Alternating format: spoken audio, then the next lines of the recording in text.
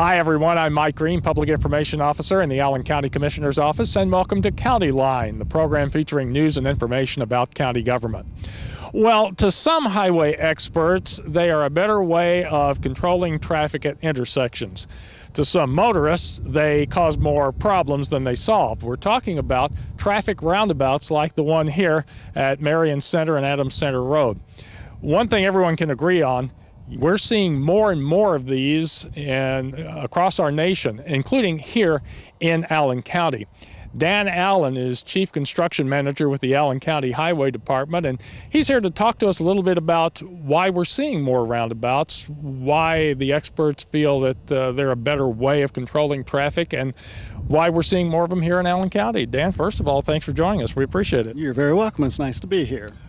One of the things I know people talk about with roundabouts is a safety factor, and I know there's some statistics that seem to back up the fact that even though they look like they may cause some problems, it's actually a safer way to control traffic at intersections. It's a safer intersection due to the reduced speed when entering the intersection. You pretty much have to slow down, obviously. It's designed to reduce the speed before you enter the traffic circle. Why do you think besides safety, what are some of the other reasons that roundabouts seem to be at least gaining more and more interest among traffic experts and engineers? Well, there are several reasons. Like we stated, the first one is safety.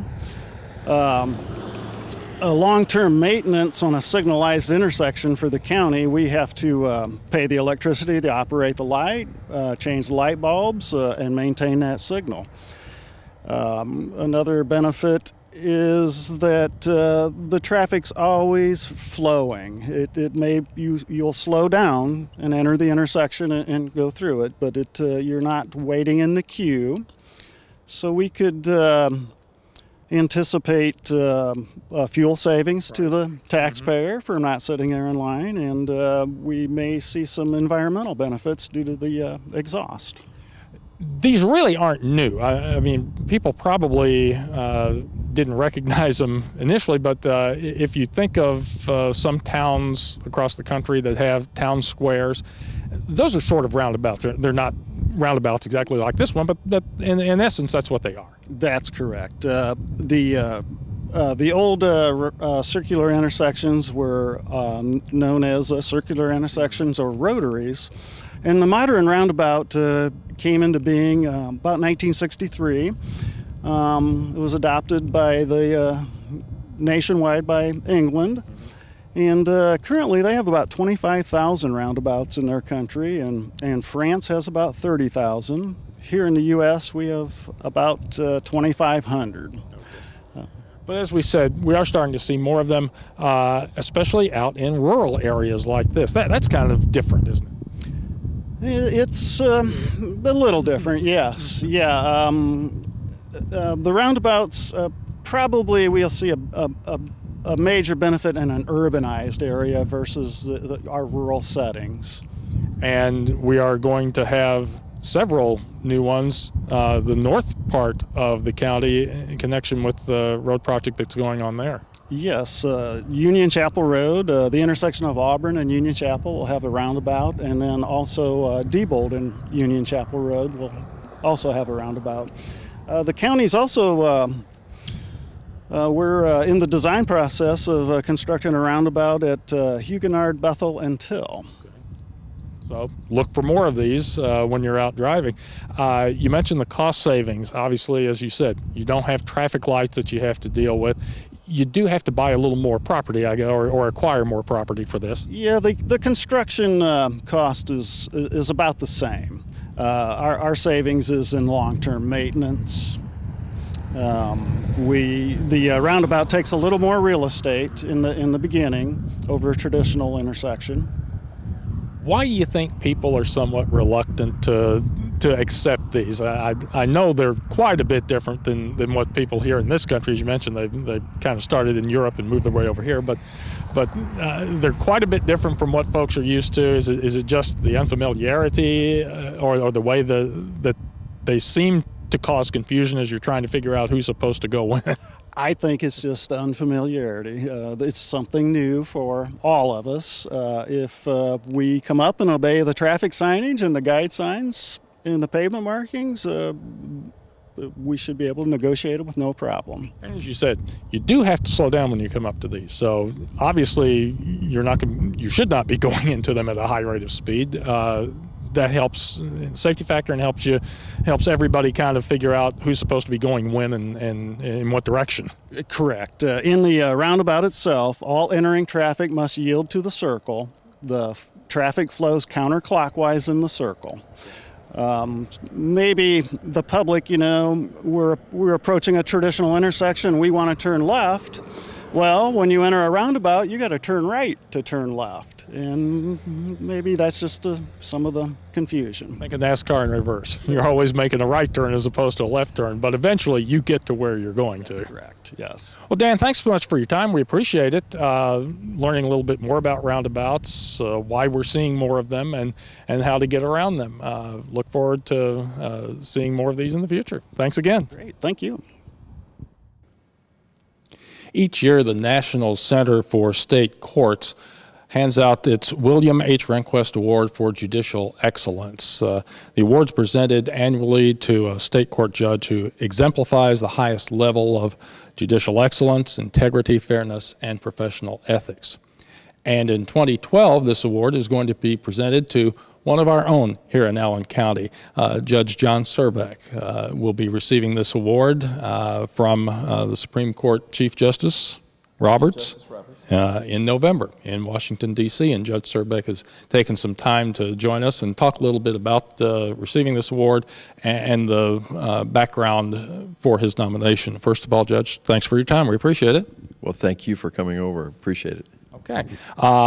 You are receiving this award. You're being recognized for your work in founding Reentry Courts here in Allen County. Tell us a little bit about why you felt this was necessary and how you got the ball rolling for this here in our county.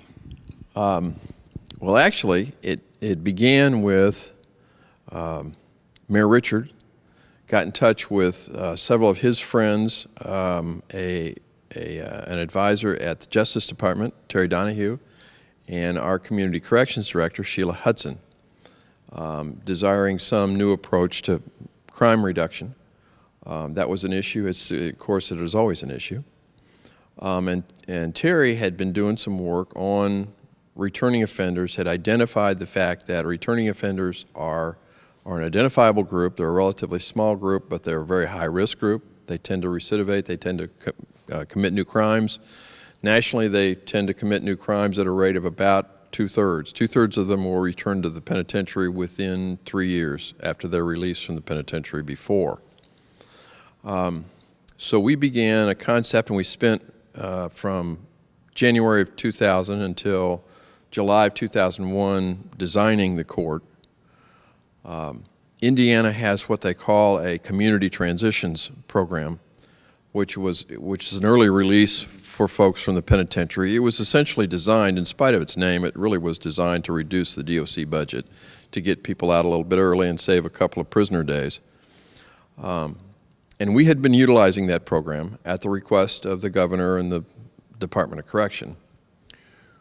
We began this program as a front end to community transitions. In order for folks to come out on early release, community transitions, they were obligated to come to Reentry Court.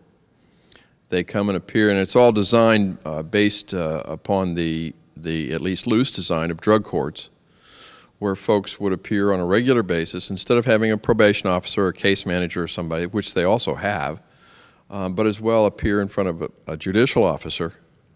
And that in drug courts, they had found that the personal presence of the judge and conversations directly with defendants seemed to make a difference. They seemed to do better. I'm always kind of reluctant to say that, but historically it's been a fact. Drug courts began in Dade County, Florida, in the early 90s, I believe, and we have in Indiana 30 plus, I think.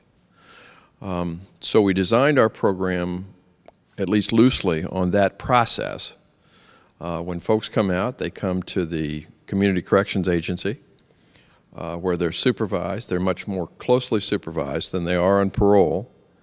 And as well, they receive some assistance, some programming, counseling, and are much more closely supervised than they would be with parole. So they receive services they wouldn't receive, plus they're more closely supervised than they would be.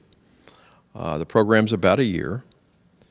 We have had, and I'm sorry I can't give you statistics, but we've had pretty good luck with folks completing successfully, and those folks who do complete successfully are much less likely to commit new crimes. I think in the nomination for the award for you, it was cited that in the first 5 years you were seeing something along the lines of around 34% of people who were returning to prison, as opposed to, I think the rate was something like 60% at that time, early in the establishment of the court. So you're seeing results along those lines, something close to that. It's that number's a little higher. There are more folks committing more crimes, but the farther out you get from our beginnings, you have a longer period of time for folks to get into trouble. But we're still at about a 40% or so rate, which is still significantly below the national average. And it's a situation of trying to catch folks early before they get, as you say, too far into the system to the point where it seems like they have no hope, or they don't feel they have any other outlet but to commit crime and thus return to prison. Yes. I guess I don't know how more to respond to that, but we try to provide them some additional life skills to deal with issues. We also have substance abuse counseling. We have behavior modification programming, counseling classes, all run through Community Corrections. We're doing it. One of the things that we're doing, you and I discussed moments ago before we started here, was the limited resources that criminal justice has, and those resources continue to be reduced. In the meantime, we have always run this with a reallocation of state resources, not county resources, but state resources, through Community Corrections. Community Corrections is funded by the Department of Correction and through the state budget, and we are using Community Corrections funds to fund this program and the counseling and programming that goes with it. What made you feel that this program could be successful here in Allen County? Well, maybe we'll start with my interest in it. When I was first approached by the mayor at the time, and Sheila and Terry Donahue, I'd been on the bench about 12 years, and I was becoming frustrated because I thought I was doing what I was supposed to do, and in the meantime, and I'd been a public defender before taking the bench, and the people I was seeing in court now, the first generation of their families I had represented as a public defender. The second generation I'd either represented or sentenced very early in my judicial career. And now, 10 or 12 years in, I'm sentencing the third generation of the same families. People aren't getting it. And I'm frustrated because I feel like I'm doing what I'm supposed to do and it's not making a difference. And this seemed like an opportunity to make a difference. The process, as I say, the process had proven itself in drug courts, and we felt like it was worth trying with this population. And you've certainly had the cooperation, as you mentioned, of others in the community to make this program work here in our county.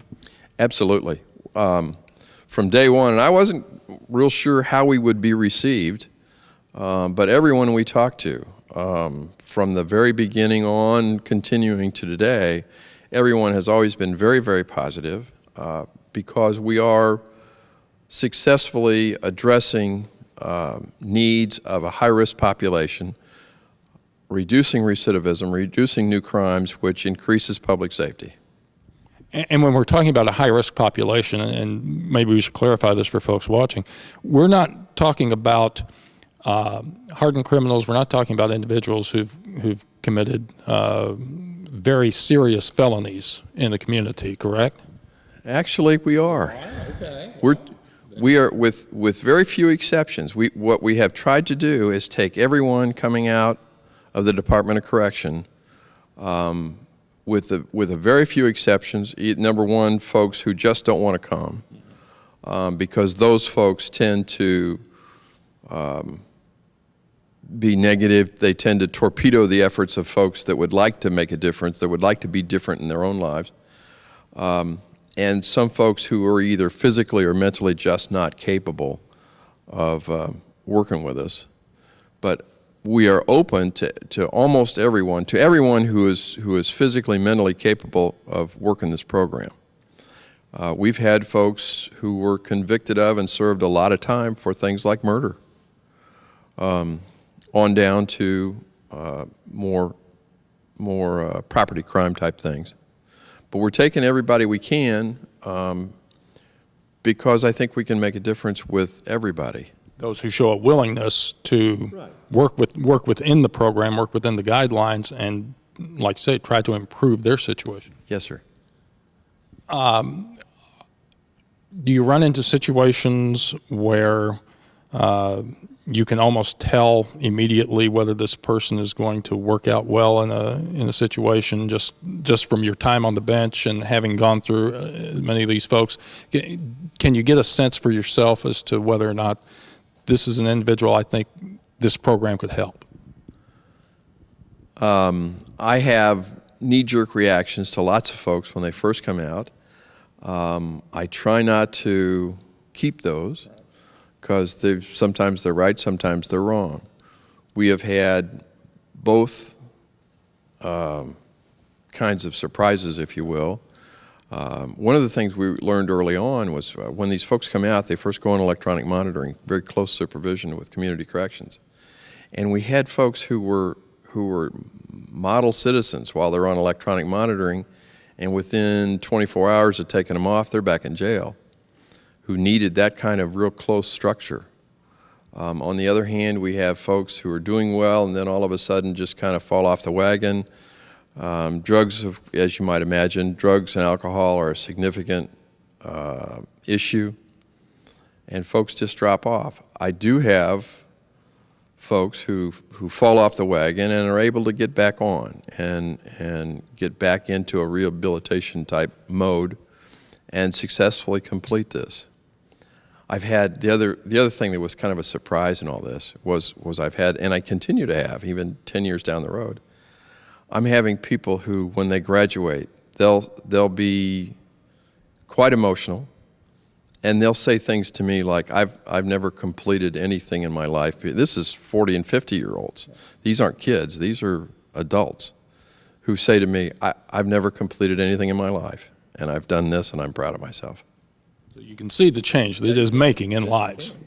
And obviously, our program has garnered attention from other communities in the nation who want to see if it will work in their communities.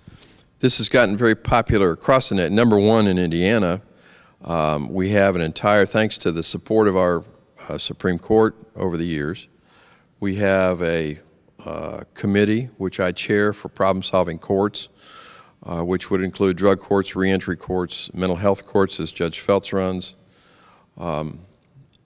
proactive type courts like this.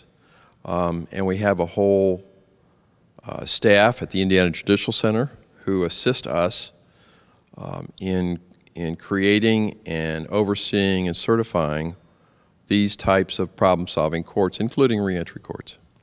Well, let's talk a little bit about the award. When you got the word that you were going to receive this, and obviously, as we mentioned off the top, by the very fact of who it's named for, you know it's got to be one of the top awards for any judicial officer in the nation. This must have been quite a surprise for you. No one is more surprised than I.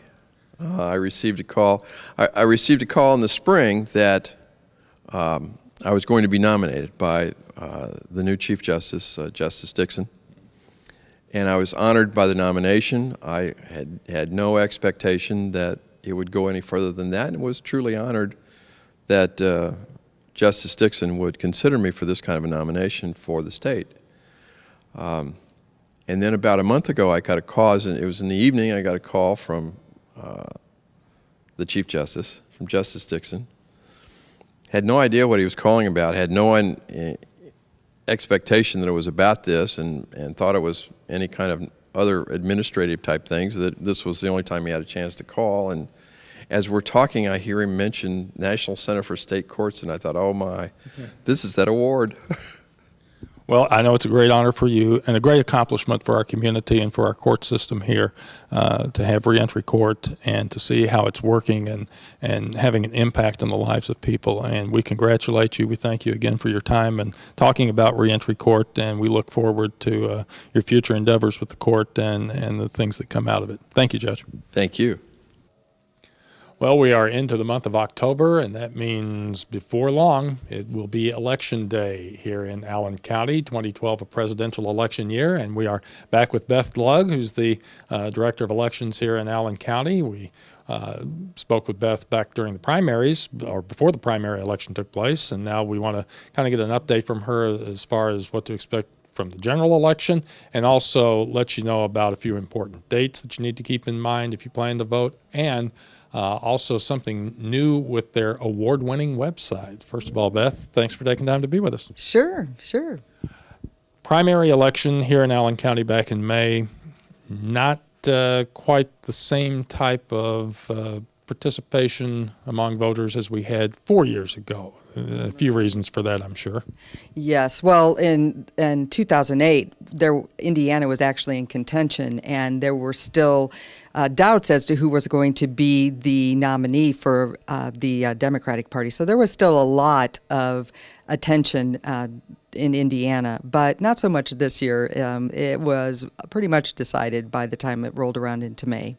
So then as you're starting to try to plan for the general election and kind of get an idea of what the turnout's going to be, do you put much stock in what happened back in May, or do you look at 4 years previous, November of 2008, in terms of making your plans?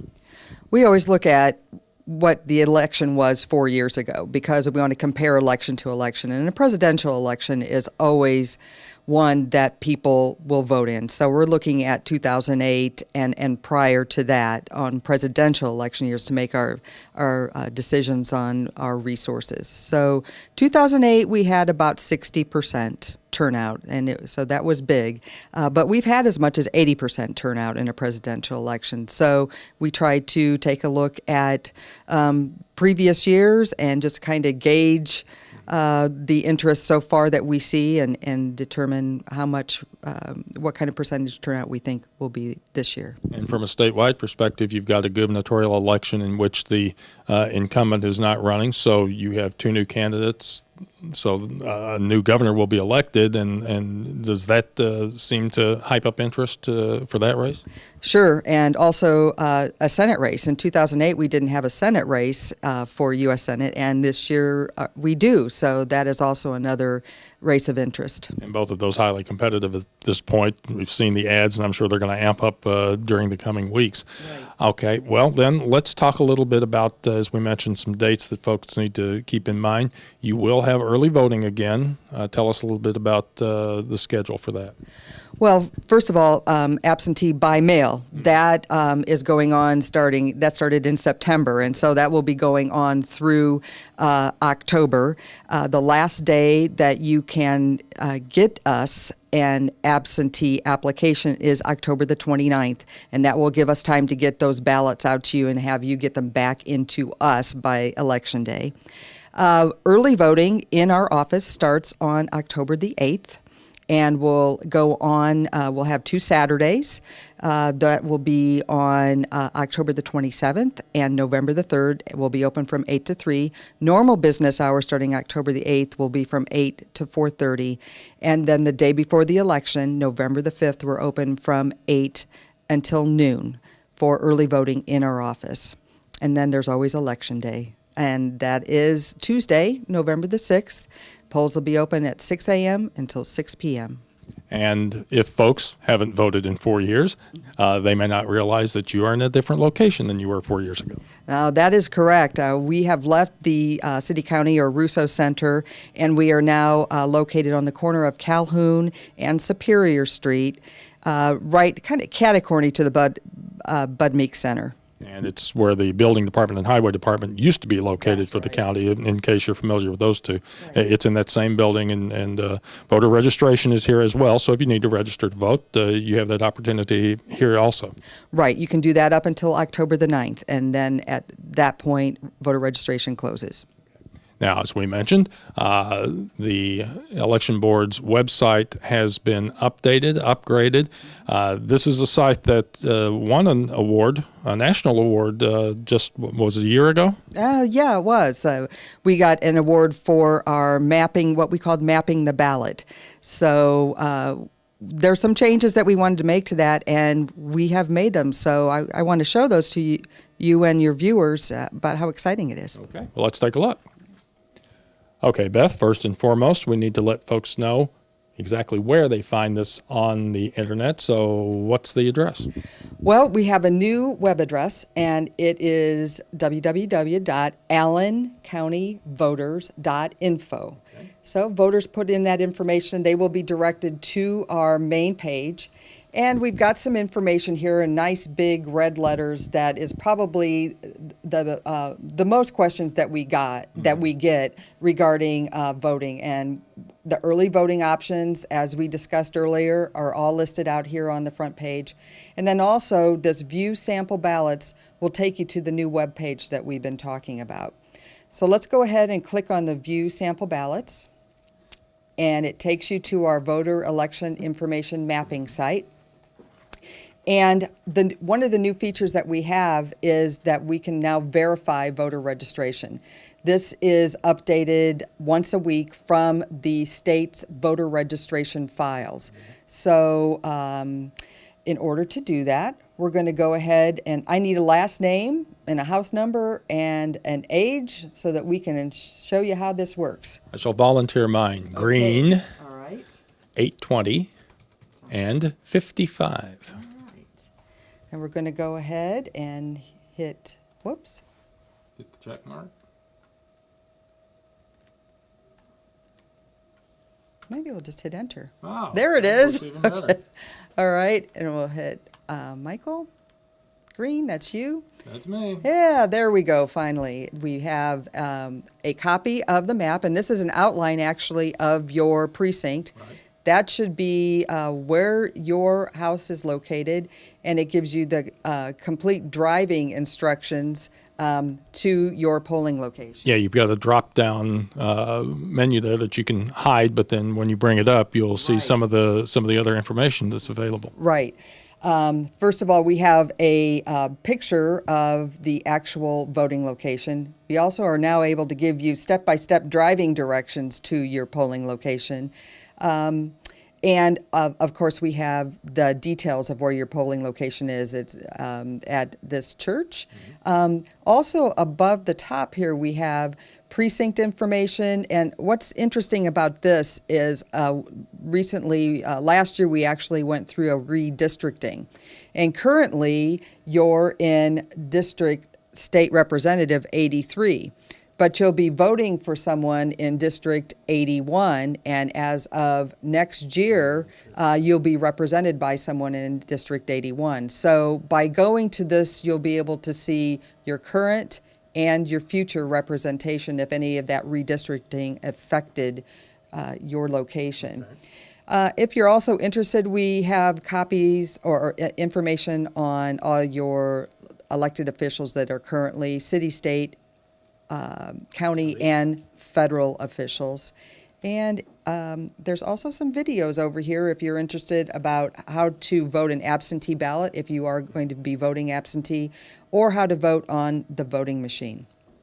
Let's go back, if we could, to the county officials, because I think what's interesting there is you not only have, you list just about everybody, not only in terms of elected county officials, the regular ones, which I think most people are familiar with, including council and who represent you as far as the district and at large, and of course your county commissioners, but for folks who, and a lot don't always know who their township officials are. You have the township board members and the current trustee listed, along with your court officials and the applicable school board officials. That's right. That's right.